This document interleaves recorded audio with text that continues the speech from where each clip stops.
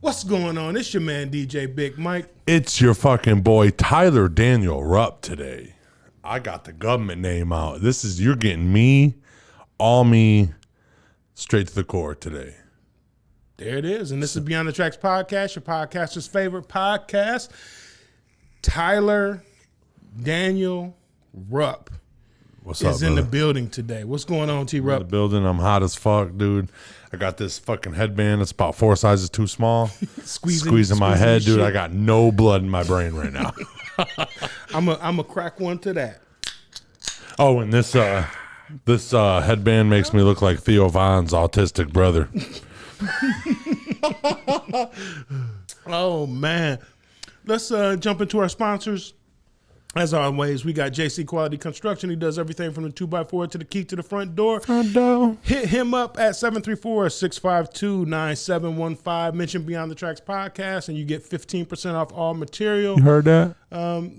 Hit him up. He does great work. We got 6 Blessings Catering in Tennessee. Huge sponsor, huge supporter. Ruth Albin, love you to death. Thank you so much for everything you do. You allow Beyond the Tracks to continue. I love you, Ruth. For sure. And then, of course, we got my man who's not here today, and we say fuck him, but I still got to give him love. Chic Designs. Hit him up at cheek-designs.com for all of your custom. Man, he's doing everything right now. Hey, straight up, listen, our group chat is fucking nasty. Straight up, Cheat Designs is on fucking fire, but fuck Lloyd all day. You know what I'm saying?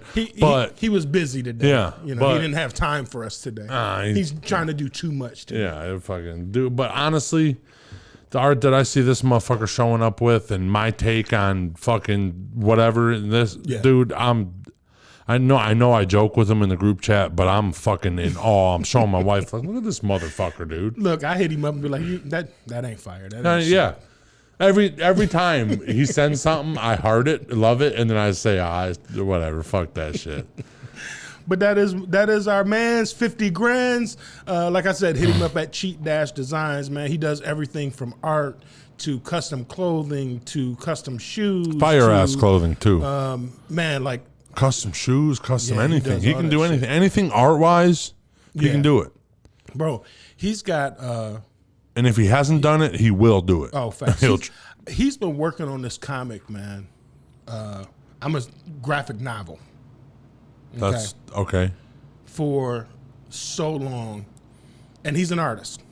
You know what I'm saying? Yeah. So he's like always he's the biggest critic, shit. Yeah. And he's like, oh, shit, I did these 2 years ago, and now I'm better at doing this. So then he wants to revamp the whole shit, and it's like, bro, put that shit out. Like, motherfuckers want that. Let's go.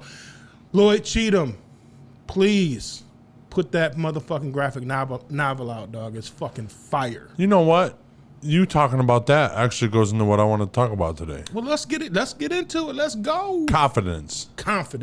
Straight up. Just, I don't know. Okay, for the Lloyd situation. Okay. Be confident with that shit. You put hours into that shit. Yeah. Put that shit the fuck out. Yeah.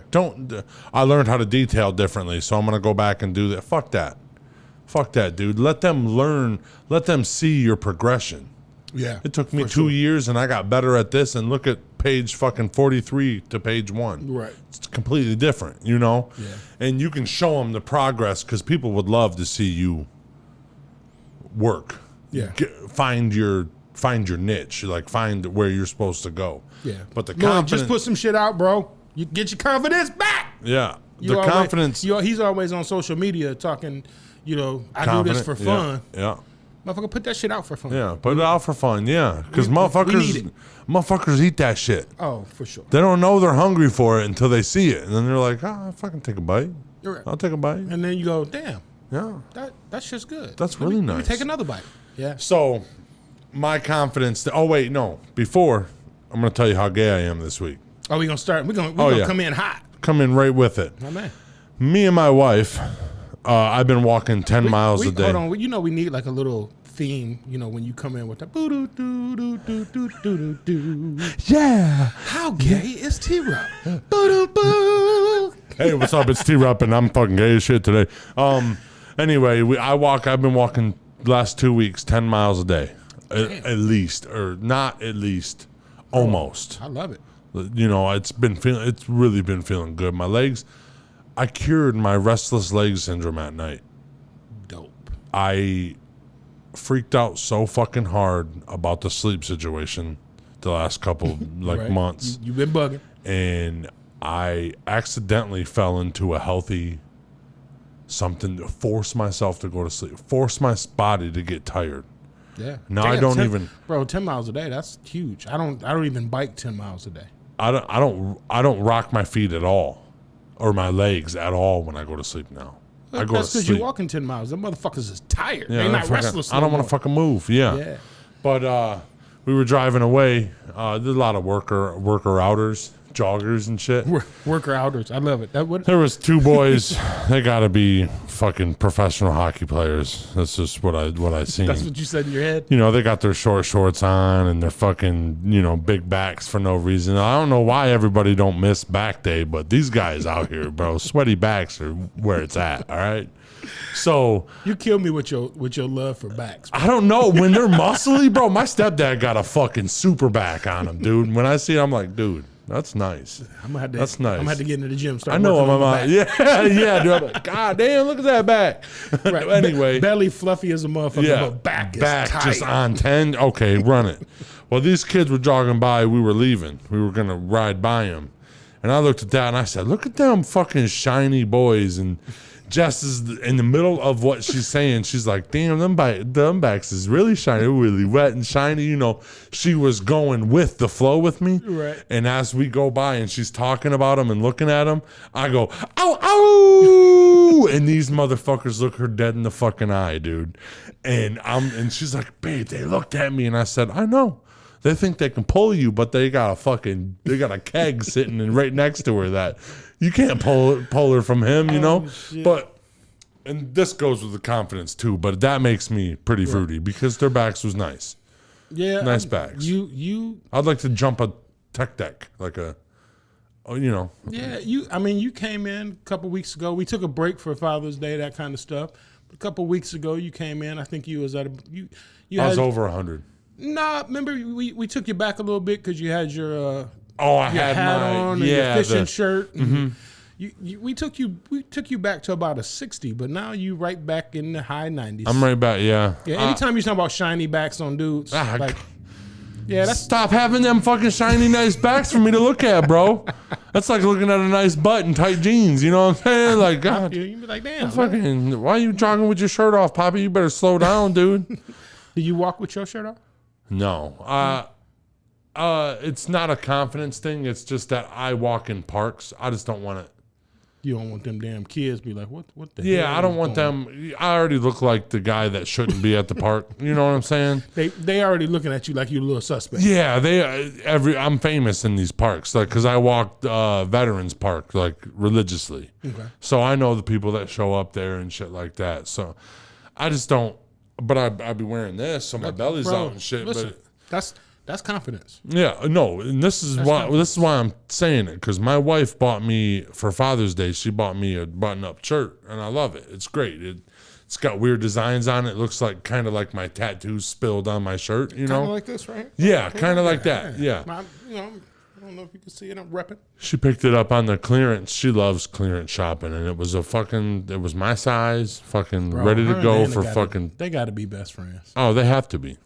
It's clearance. If it's on clearance, it's ours, and we don't even need it.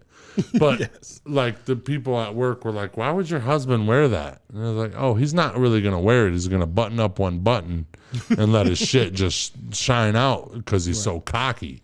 And she explained that to me, and I said, that's not cocky, you know, because I know what I look like. I'm big. I look like an ogre. I look like Shrek's brother. You know what I'm saying? Like, I don't look. Jelly Roll's brother. Yeah. It's or cousin. Just something like that. Yeah. The booty hole. Booty hole. Shout out to Booty Hole. And that's what I told her. I said, it's not that I'm cocky about my looks or my presence. Like, I can pull any girl. I don't want to pull any girl. You got one. I got the one. I pulled the one. You know what I'm saying? I pulled the big shark. And Mom, she was saying it was cockiness about how I walk in the rooms and I take over the conversation because I want everything to be happy-go-lucky, and you know what I'm saying, just cracking jokes, doing whatever the fuck I'm doing. But I told her it's not cockiness, it's just confidence.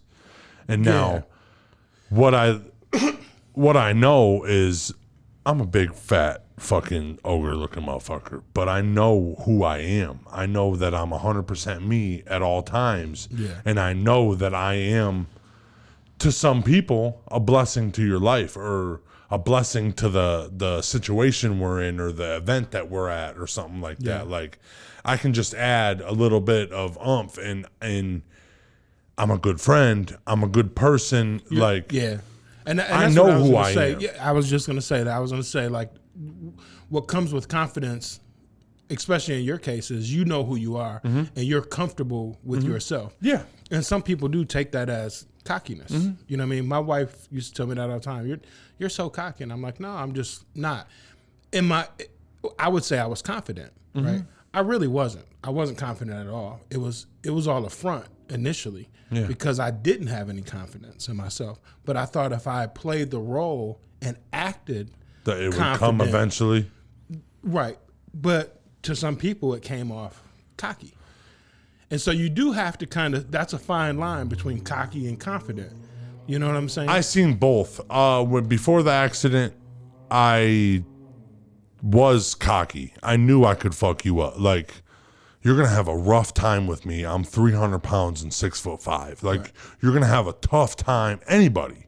And that's a lot of shit to move. You know what I'm saying? Right. You can't, whatever. You was cocky with them hands. Yeah, I was cocky because I knew, what are you going to fucking do? Right. We're going to fucking bang out, and nobody's going to win. Somebody's going to win. Whatever the fuck it is. We're both going to be hurt. No, let's go, buddy. You know, but that was my cocky, arrogant, that was that. That was your, I always say, like, for me, that's my overcompensation for, what's the word I'm looking for? Overcompensation for insecurity. Yeah. Yes, that's a great word. Insecurity. So yes, you're that's like what it that. was. Yeah. But then once you get secure in yourself, great example for you. You're so confident in your manhood, you can wear a butterfly dress. You can wear muumuus outside with your Crocs on. Oh yeah. You can wear pink. You can wear teal. You can wear the quote feminine colors. And I can tell you about a dude's fucking nice back, dude. Yeah, that's a little gay. Okay, that's a little teetering line. Yeah, I still love you though, but I mean, you know, but it's like, even with you, it's like, like when we first met, we talk about this all the time. You were like, I went to dap you up, and you was like, no, bro, I give hugs. And I love that, because I'm just like, I'm a hugger too. And I'm like, if you can't hug a dude and feel some kind of way, like, you have an issue. Yeah, that's, you know what I mean? That is borderline homophobic. Weird, like you don't like that gay shit. That's weird to me now. But I was also homophobic when I was cocky and fucking thought I was fucking tough guy. You know what I'm saying? So my friend Brad used to say I was homophobic, which I always used to laugh at. But I would just tell him, like, I'm not gay, so I don't want gay people fucking with me like that. Yeah, and I don't really care. I honestly don't even care, dude. Right. On the way to walking to my actual wedding, I was in the dress. Some dude that said "same dick forever" had a satchel on. He just married his husband. Okay. He came up and wanted a picture with me, and I told him, "Hey, bro, that's my hot ass wife." I said, "But I support whatever the fuck you're doing, and I just want you to know that I'm here with you. Like, I'm a butterfly in this fucking casino, and you're same dick forever guy. You know, like we're on the same page. It's just we play different ball games. You're right. And the confidence is not because, like, I look at myself in the mirror and I think I'm gorgeous. I think I'm beautiful. Like, I know who I am, though. It's not my presence. Because first glance, oh, holy shit, you know? It's my fucking, it's my soul. It's the aura that I bring with it. It's your mental. Yeah, I show up and the aura comes with me, you know, and it surrounds. I try to make, you know, it doesn't work with everybody, but I know who I am and what I bring to the table. And honestly, I wanted to use this to say this, like, if you lose me as a friend or like I stop, like, that's maybe something on both of us, but it's something, if I choose to stay away now, that's an issue because I found a reason, because I'm so, I don't know, I don't even want to, this is cocky, but I'm so real and about, like, I say be cocky. Yeah. Be confident. I'm so real. Like, once I see the fake, it hurts. And it like hurts me to get along with still loving you. Like, do I even know you? All this fake shit you're doing. Like, don't use your business. Like, I'm the same guy, business, in the road, in the fucking, the president's house. I'm not. And if it's something you don't want to buy or something you don't want to, you know, be around, then that's okay. I know who I am. Yeah. Like, I'm not going to change a fucking thing. Well, I think, like, too, since we're kind of getting into the confidence, we're getting into personalities, things like that. Like, I think for you, like, you're a lot like me. You're extremely loyal, for one. Yeah. And then two, you love hard. Yeah. So when you're friends with somebody and you tell them, dude, I love you. Hey, I love you. That's like, 3 words you'll never get back. Like, you mean that shit. Yeah. You know what I'm saying? Like, you're not just saying that because it's the cool thing to do or it sounds right in the moment or whatever. Like, when you say that shit, you mean that shit. You know what I mean? There's very few people that I end a phone conversation with, all right, you know, dude, I love you. You know what I'm saying? Like, I can tell you it's my sister, my brother, my best friend Brad, Lloyd, my wife, you know, my mom. Yeah. You know what I'm saying? So that shit just means something. And so when you love hard like that and then people maybe don't accept you, especially people who know you, if people know you, don't accept who you are, then they really ain't fucking with you no way. No, for real. Or if you act a certain way all the fucking time and then they go, well, hey, we're going over here, don't be like that. You know what I'm saying? Don't do this. Don't do. It's like, fuck that. Like, I'm me. You know what I mean? Like, I always tell people, like, I'm a professional. I'm hood. Yeah. I know when to turn that shit on and off. I'm not gonna go into a city council meeting and be like, look, motherfucking mayor, check this out. I'm trying to get this shit done. Whoop de whoop, blah blah blah. Yeah. I'm a change. You're gonna come professional, but you're still gonna be Mike. Exactly. It's not exactly. I don't know, because so many people, I see it a lot, because a lot of people are like getting their businesses and trying to like make, ever since COVID, you know. Why the fuck are you gonna fake it? When somebody finds out who the real one is, they hate you. Exactly. Maybe you attract people, but then these people leave you the same way you were. Dude, just hiding behind it. I don't like that. When I see it, I walk away. I step away. I can't. It's like I say, I've been so fake in my life. So, I want this girl to like me, or I want this crew to like me, or something like that. I ain't got time for that shit, bro. I don't give a fuck about what you and y'all do. If you guys ain't doing what I'm doing, I guess we don't get along. You straight up. Like, when the shit starts, I don't know, when it starts getting too fake, that's when I gotta take a step back. Like, I don't care. Even if it ruins my business, I'm still gonna be Tyler Rupp. That's not, because I know who the fuck I am. Right. It's a blessing to have me, and if you don't like me, it's a fucking curse to have me. Right. So get me out of your fucking life. Right. And I'll leave. Like, we'll keep it moving. Yeah, if it wasn't meant to be, it wasn't meant to be. What is I always quote, it was DMX said it, and it was basically what he said was, you sit back and you watch people, right? And trust that person to be who they are. Yeah. Period. All the time.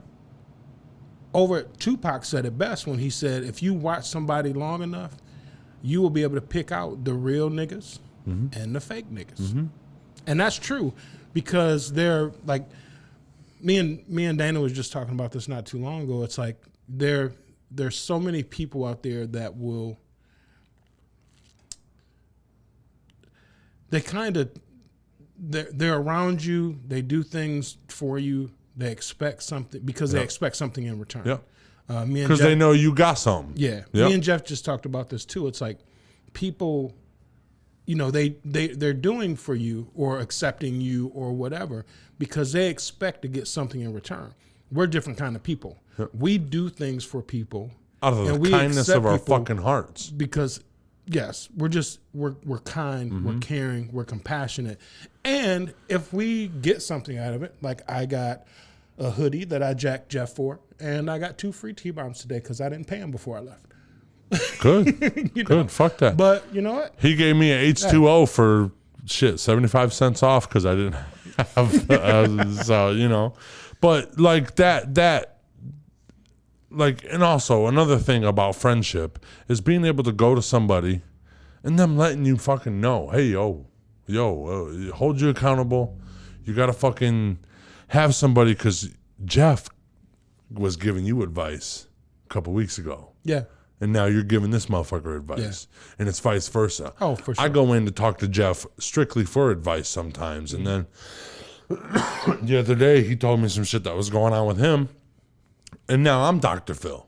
Right. Like that's a true friendship. Like, not like just listen to me because I have it figured out. Right. And I don't need to tell my problems to you. I'm gonna hide them. No, let me know what the fuck's wrong with you, bro. Let me know you're a fucking human too. But that goes back to confidence. You know what I mean? Like having confidence to be able to share with people. You know what I mean?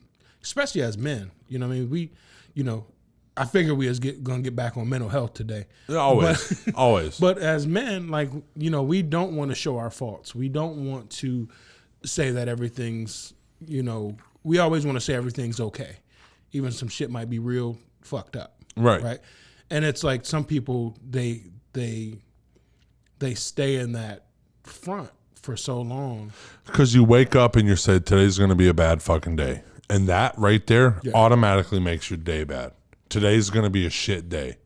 That is the first step of the shitty day that you're going to have. Because if you're already anticipating it, you're going to look for the bad. Yeah, every you get up and the sun shines. Every counselor will tell you that.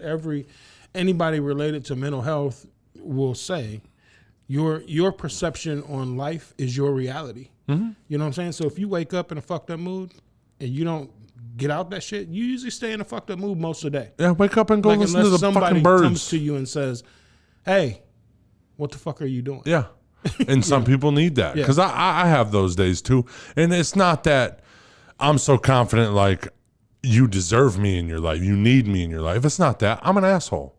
Me and my wife argued earlier today, and did she slap the shit out of you? She needed to. Your cheek looks a little red on. Oh no, I've been walking a lot. Oh, okay. Yeah. All right. But no, she's not. She thinks she's tough and stuff like that, but she knows. Like I don't do nothing to get beat up. It's just a thing of we disagree or she miscommunicated something. Okay. Was trying to ask a question without asking the question. And I knew that there was a secret question behind this. Right. And I automatically, instead of just fucking, like advancing the conversation, like back and forth, I fucking got pissy. And immediately, and she was like, what the fuck? And of course, and the thing is, I went and seen her friend today. She was working, so I popped into her work and I was just like, what's up? I needed gas or whatever. And talking shit. And she's like, how's Jess? I said, oh, we got an argument. She don't want me home right now, so I'm going to go walk 10 miles, Right. And she was like, well, you're going to have to buy her a lottery ticket or something. It would make it right up. I said, no, we were both in the wrong. We both have to realize that we were both in the wrong. And I'm sorry for what I did, but she also needs to understand where, like, we both went wrong. Right. Don't beat around the bush, and don't be a fucking asshole when you know that somebody's beating around the bush. That's understandable. Okay. Right. You don't beat around the bush so hard, because I'm over here, Mr. fucking brain injury. Like, I have no fucking idea what the fuck is going on, you know? Right.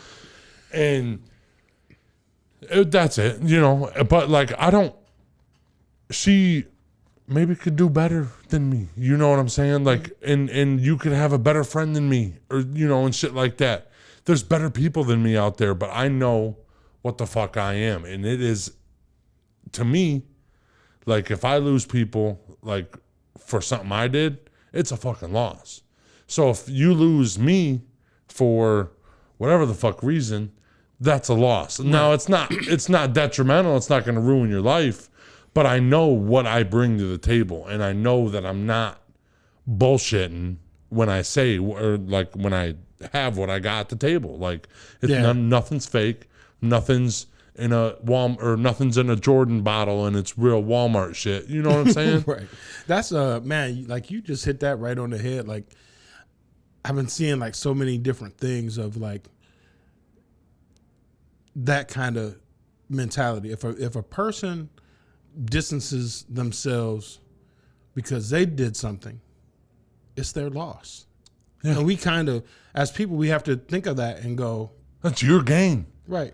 I didn't really want to fuck with you anyway. Yeah. Like, if you don't want to fuck with me, I don't want to fuck with you. Like, that's how I took shit. But I think too, like, you're a lot like me too. You when something like that happens, you sit and ponder and try to think, you know, why?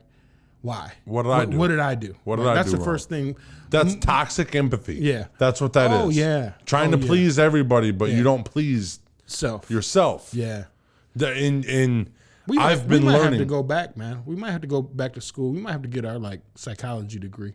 I could. You're young. You still got time. Listen. I ain't got 10 years of college in me. I could be a motivational speaker. It's just, I don't know how to form it. But I could go solo with a motherfucker and figure out everything I needed to. I think sometimes you're a motivational speaker just being on the podcast. Would you agree? Well, yeah. And that's like a lot of people, this goes to what else I wanted to talk about. A lot of people don't know the whole, everybody, like even you just get a little bit of the accident. You get something that I went through and shit like that. People don't understand that, like, I was at a point of all I wanted to do was die. Mm-hmm. You know what I'm saying? And fuck everybody. I'll watch this whole fucking world burn down. And people say that, and people say they want to die and all that shit, and they don't fucking mean it. Right. Because if you fucking mean it, until that time comes and you go, oh, yes, shit, I don't want to die. This is because there's been times where when I was on drugs and I couldn't find a way to get out of the hole that I was in, I want to die. No, I didn't want to fucking die. I was just fucking pity party for myself, you know? And like I crashed my motorcycle 2018. I woke up 30 days later. That's when I started remembering. My dad said I woke up 7 days later, but I was in and out, whatever. But he said the first thing I said when I woke up 7 days was, I need a CVO now, because a CVO would be faster than my dad's bike. So he knew my brain was still there, but I had tubes coming out of my head, tubes coming out of my you know what I'm saying? I got fucking 39% of my body burnt, and that's the worst injury. I don't give a fuck what anybody says, dude. I don't care if their leg was fucking shoved up their ass. I don't know, bro. I would take a leg any day of the week, for real.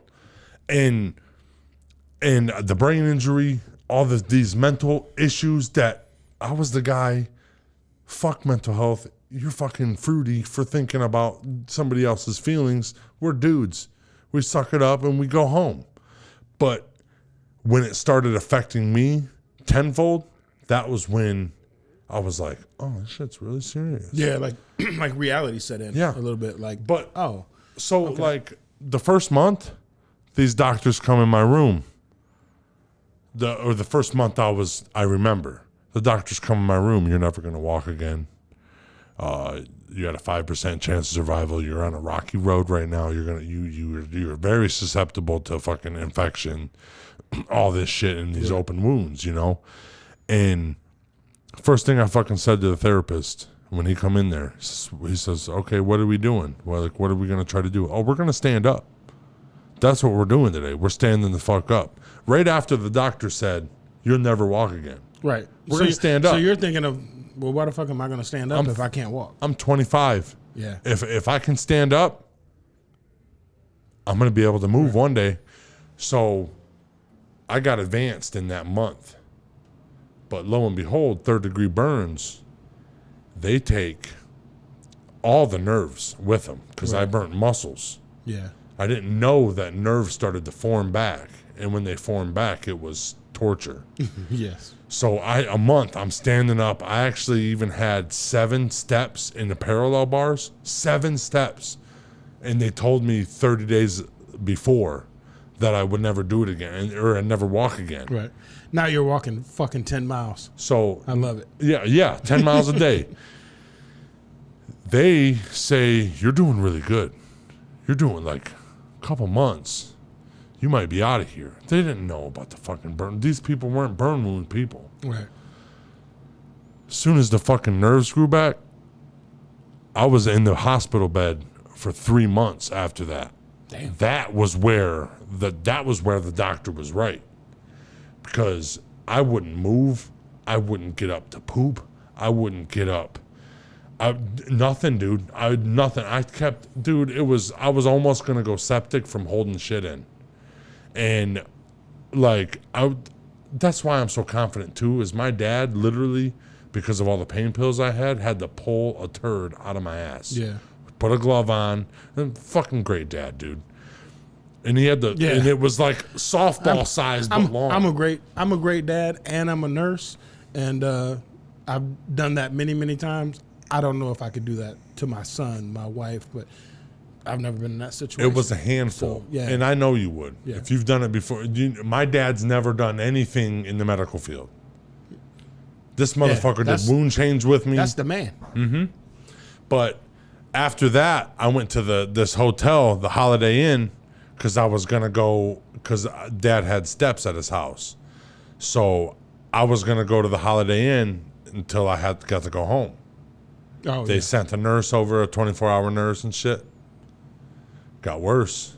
There was 3 months in there that I was in there, and I thought everything was crashing down. This is where my mental health crashed, but got better. Right. During that 3 months, I thought it was real torture. Do you think, kind of looping it back around, like, do you think, when you talk about your confidence versus cockiness, all of that, but the confidence, do you think, like, that's one of the things that really put you on top too, was like, damn, if I can do this, I can do anything? That motherfucker is more educated than anybody I know. And he told me I wasn't going to walk again. And I did. I give him 10 miles of fuck yous every fucking day, but he knows what the fuck he was doing. He's a good doctor. Mm-hmm. It's just he was quoting the numbers. Yeah. Chances are you're fucked, dude. You're fat and you're fucked. Yeah. My whole right side was broken. I think the thing is too, like, I think you're young, and at some point you got motivated. Had you not been young and had that motivation, if that doctor never would have told me I'd have never walked again, I wouldn't have cared to stand up that day. You're one of those people. I wouldn't have gave a fuck. I wouldn't have gave a fuck to stand up that day. I'm one of those people. Mm-hmm. Tell me I can't, bitch. Yes, I am one of those people. You tell me I can't do something, I try so hard. Even if it's just one person. Oh, and I'm just gonna be like, okay, let me show you. I was 300 pounds. How the fuck are you gonna tote me around? Right. How am I gonna get around anywhere? Right. Motherfuckers can't push my fucking chair for that long. And I like getting out.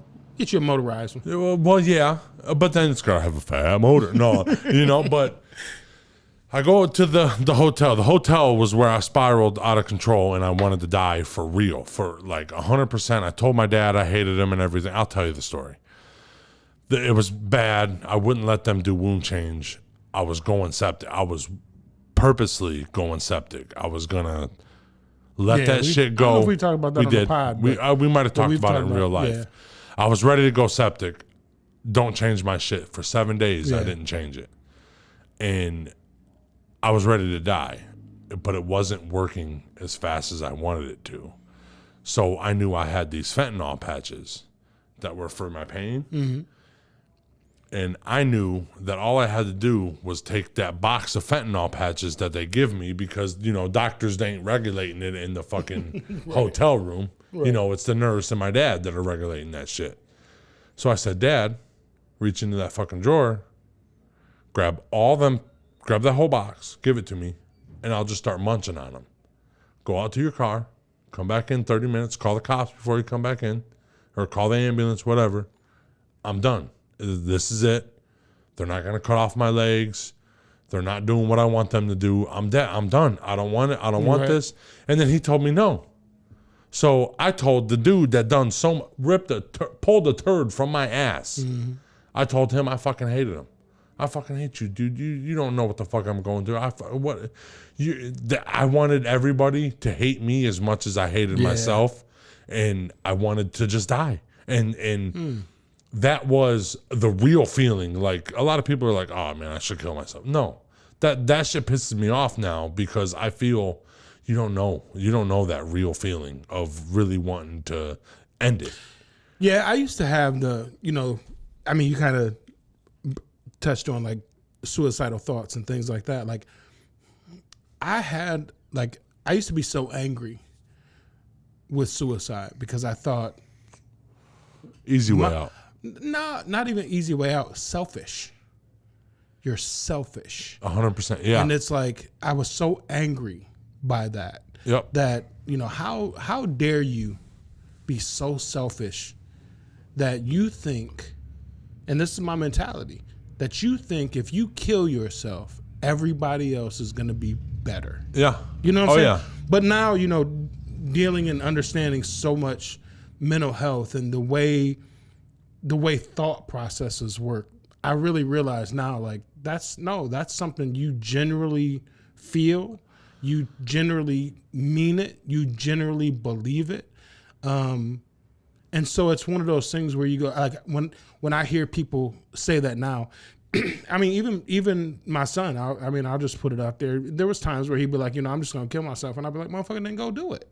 What are you going to do? There's a gun upstairs. Jump out in front of a truck. Yeah. Go stand on the train track. Yeah. If you really want to do it, go do that shit. Because I was just angry like that. Right? And the selfish, I get that. But I feel like what makes me mad about it now is like cry for attention.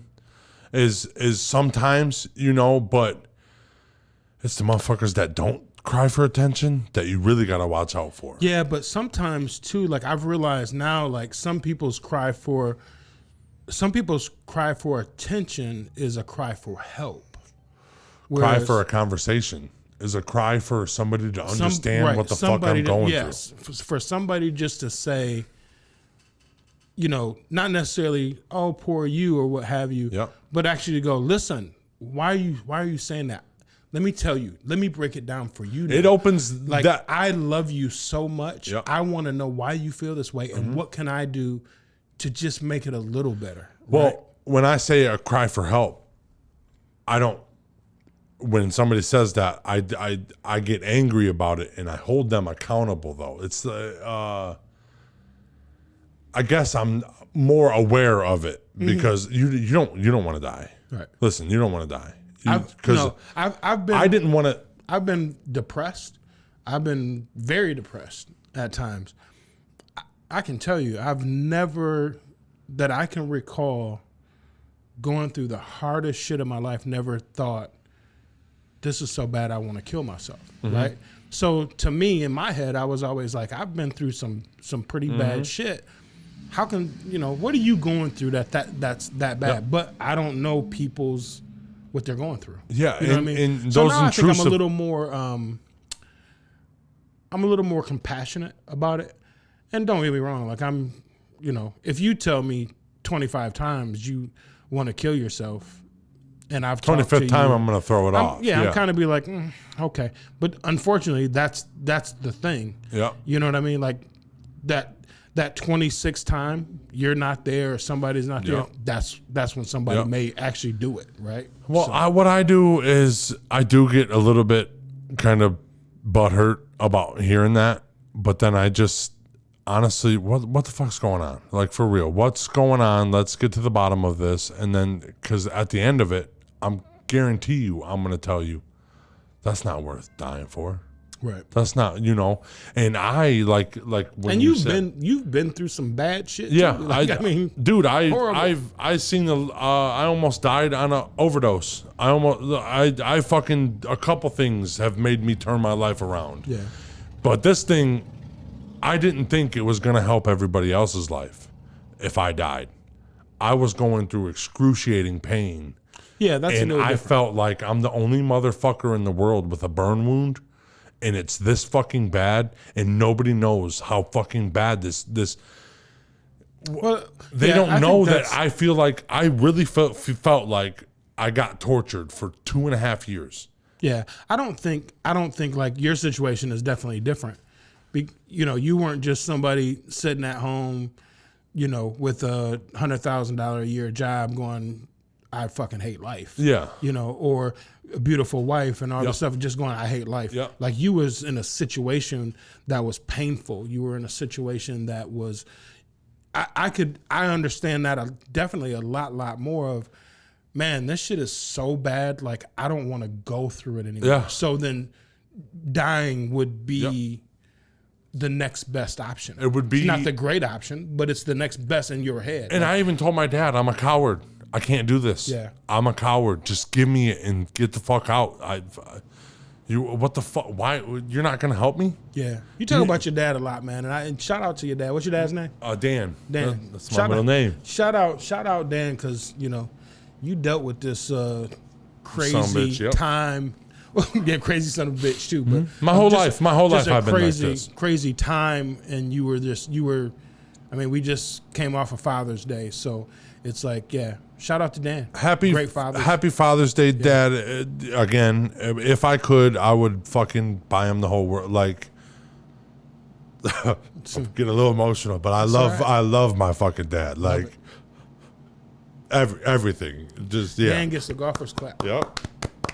But let me tell you about how good he is, because this is the turning point. This is where the mental health, everything's sad. I wanted to die. Now this is where it gets better. This is where everything, I crashed. I was at rock bottom.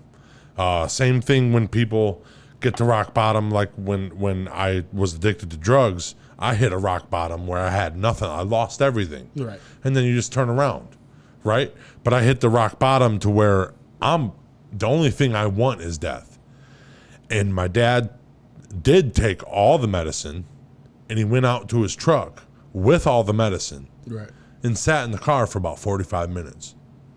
He come back in the fucking car, or come back in the room, and I cried to him, I never want to die. I will fucking fight for you. I just don't want you to, don't leave me alone in my thoughts like this. Yeah. Don't, just... Mm-hmm. I realized what I said to you, and I'm so sorry. Like, me wanting to die doesn't override the fact that, like, you don't want to see me die. Like, you've seen me come from this 5% chance, right, to now I'm in the light, and now I'm going back to a 5% chance because I'm trying to kill myself. You know what I'm saying? And that was that night. It was just me and the nurse, but she was sleeping. I let him sleep at night. I don't need shit. Go to sleep. Go right. to sleep. And I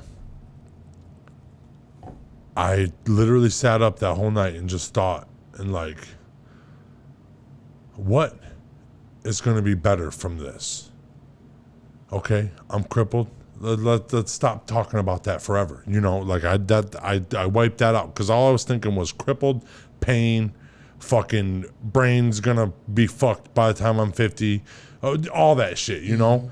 And instead I was thinking of getting out of the hospital or getting out of a hospital bed, finding a real, like a wife. Like that's when I started realizing I wanted to be married. I wanted to have a family. I wanted to, when you just wanted to go on with life. I wanted to go. You wanted all the good shit. Yes, I that's did the this. good shit. I stood up last month. I stood up. What the fuck? Why am I where I stood up 4 months ago? Why do I want to die right now? Right. So I didn't want to, but I went to my skin doctor and he very, very thoroughly cleaned my fucking wounds because they were not changed for a week. And I decided that it's never going to happen again. And then because it was so bad, they put me in EHIM over here on Elm Street. And that was where they let me be me in this old folks home where it's supposed to be quiet and shit. And every time I stand up, I scream like I'm on fire because the blood's running. You know what I'm saying? Right. Yeah. And they let me do that. I'd have told you to shut the hell up. Yeah. And go to no. Yeah. No, but like what they did was they would close the whole fucking therapy off, and it'd be me in therapy, and I'm screaming and crying and bleeding and everything, but I still walked. And I'll tell you the one thing, I get made fun of for it, but people don't understand how much this means. Because it is funny, but like I felt like I was a kindergartner, and this time I climbed the stairs and went down them probably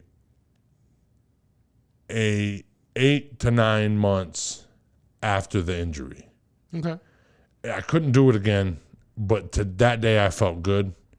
And my little sister has a video, and I'm like, look, Dad, I'm doing it. Like I can almost come home. And that I look at that video today, and I'm like, look at you, bro. You're walking upstairs like it's nothing. Like, now you came up these steps to the damn studio. That was the first fight that I won, like in this giant thing. Why are you gonna have my ass crying today? You trying to make me cry today? I'm emotional as a motherfucker. I know. I know.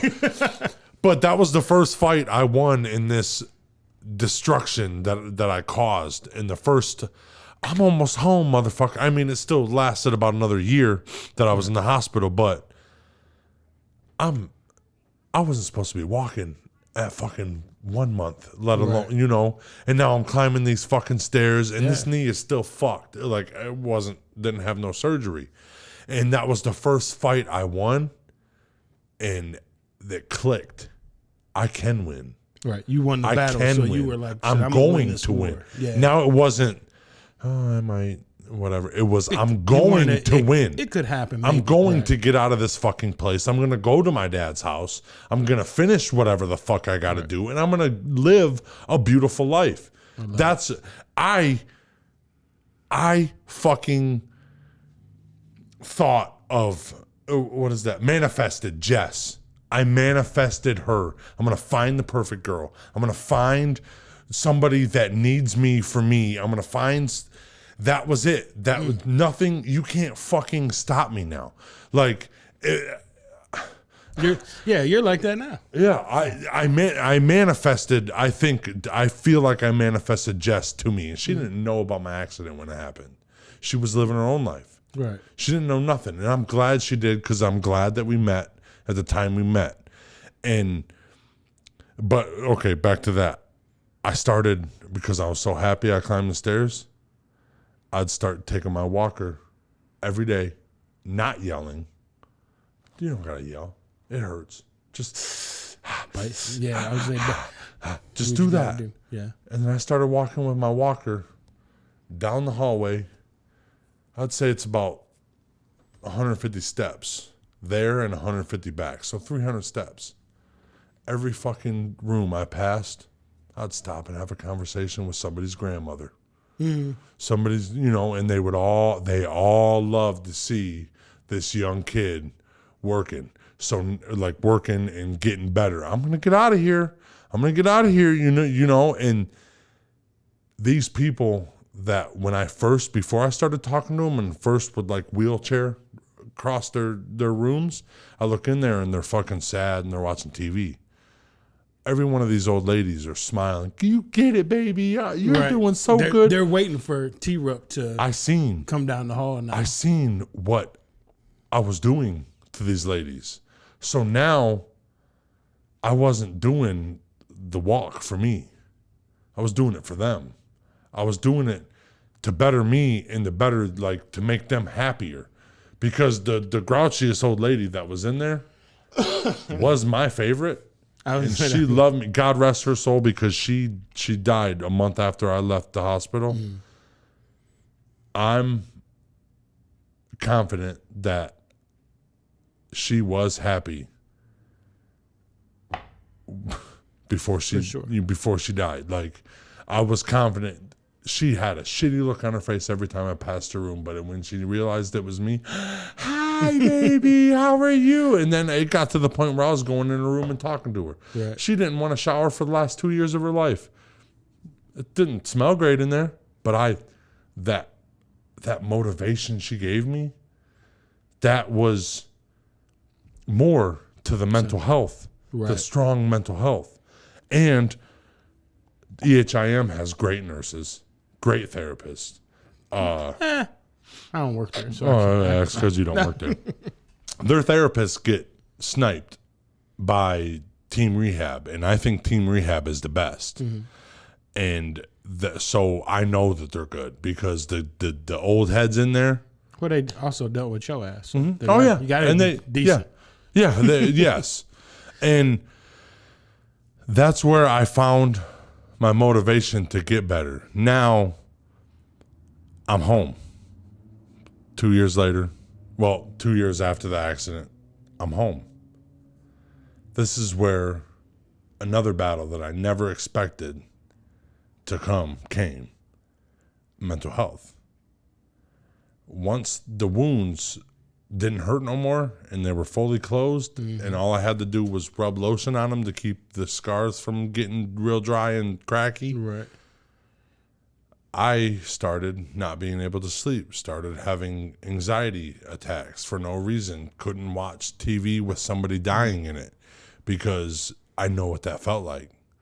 I can't, and then I can't sleep for 3 days because I seen somebody die. In a fake movie, this dude's walking around today. And you know it's fake. But it's just that. And I know. Mental. Yeah, I know what that feels like. And I started going to doctors and realizing all this shit, and this is why I'm not a medicine guy. That's the thing. I got 30 things I can prescribe you right now because of the issues that you're giving me. Right. I can prescribe you the whole cabinet. That at this point, like, my neurologist, super smart, super good guy too, because I told him I like drugs. Don't give me drugs. Right. And he sent me to a therapist to do my breathing techniques, my all that shit, just everything, just distracting your mind without taking a pill and shutting your mind down and stuff like that. And that made me the man I am today. Like, there's so many people I have to thank, and I don't even remember most of them. Like, some of the doctors that saved my actual life. I don't know who they are either, but I want to thank them because they saved my friend. Tee Rupp. And I would have never. You would have never met me. Yep. Meet you and become such good friends. And it's a fucking blessing. Let me ask you this, because we kind of started on confidence. I knew we were going to talk about some rehab stuff. I didn't know that you were going to go so deep into your story, but I definitely appreciate it. Yep. What's your big takeaway what do you want people to take away from your story? Nothing's impossible. That is it. You got to put your fucking mind to it. Listen, that you getting emotional, I love it. First and foremost, because it lets me know that it is so real. And I appreciate you getting emotional because, once again, we talked about confidence. We talked about being a man. And you can be emotional because I know this shit's real, right? And so one of the things that you know, just in hearing your story, and, you know, we've touched on it, me and you, bits and pieces here and there, and I think you saying that nothing is impossible is the biggest thing in the world from your story, because there's so many people out there that I was just on Boss Talk, you know what I mean? And I talked about, you know, me getting to a point where I would always climb that hill and I'd get right here and then I'd back off. Then I'd work hard to get right here again and then I'd back off. It's because, you know, and Tino was kind of bugging, Jeff was kind of bugging. It's because sometimes I think I'm scared. I'm scared to go over the hill because I don't know what's over there. So, but I know what's here. But like your story and different people's story, to say that nothing is impossible. Nothing. It really motivates me to stop bullshitting and go on to that next step. And because anybody can tell me, oh, you know, well, this isn't good. You're not going to be able to do this, whatever. And subconsciously, I think sometimes I listen to that, right? And so it's like, I hope that people hear your story and get that same motivation that I get and other people that I know that you surround yourself get, of just going, you know what, I have to push a little fucking harder. And you know? And so there's more to that. Nothing's impossible. I was a little bit emotional. I'm not no more. Nothing's impossible. There's ways around everything. How many times I lost so many fucking times in this battle to wherever I'm still battling right now. Right. I lost a million fucking times. But I never lost the same fucking way twice. Right. I would lose in a different way. Yeah. I would never, because I learned. So you're gaining. And I learned, and I knew, don't do that again. That's a bad thing. Don't do that. Yeah. Don't wake up one day and think, I don't need to walk 10 miles. I walk 10 miles, and I literally think about that doctor the whole time. My legs hurt. I'm like, fucking motherfucker. Fuck. Yeah. But it's not fuck you. Right. It's fuck what you said. Right. Because you weren't right. Right. You weren't right, and you're so smart. You know, and nothing can stop you. You can fail, but learn from that and keep fucking marching. Yeah. Keep fucking marching. There's no time frame on anything. If your goal takes 30 years, fuck it. It takes 30 years. At least you got there. I love it. Don't fail again. The same way. Don't fail the same way you failed before. Because then you're just falling into a fucking weird little thing. It's insanity. They always say doing the same thing the same way and expecting different results. Oh, Cat Williams said it the way. Yeah. Trying shit and trying shit, trying shit and trying shit. But that's it. Yeah. That's it. When the pain got too much for me, when I was standing up, when all that shit was, when I was screaming, when I was yelling, once I climbed them fucking stairs and it hurt so fucking bad and I'm crying, you know, Dad, I'm doing it, Dad. Like a fucking kindergartner. Right. Like, look at what I just drew, Dad. You know, same thing. And I stopped fucking screaming so I could walk in front of these old ladies and fucking give them, I feel like I gave them something, some motivation, something to, and everything I can say, it got me so confident because there ain't another motherfucker out here that's been through the pain I've been through. I mean, there might be, but not in my vicinity. Right. Not in your head. Cause you listen, we always say, what do we say? Your perception is your reality. Yeah. That's what it is, and dude. If that's what motivates you, hey, bro, it's motivating the shit out of me. I got dragged from hell, and I got to where the fuck I'm at. Yeah. Because all brain power, mind, mental power. Yeah. And I like crying. I like that That wasn't me sad crying. Right. That was me confidently crying. That was me. Look, like I always say, like, you know, people tease me all the time too because I'm an emotional person. Mm-hmm. But a lot of times I'm emotional because I'm so passionate about something or something really touches me and touches my heart. Yep. It's not like very rarely do I cry because I'm sad. Mm-hmm. You know what I'm saying? I normally cry because it's like something that's touched me. You know what I'm saying?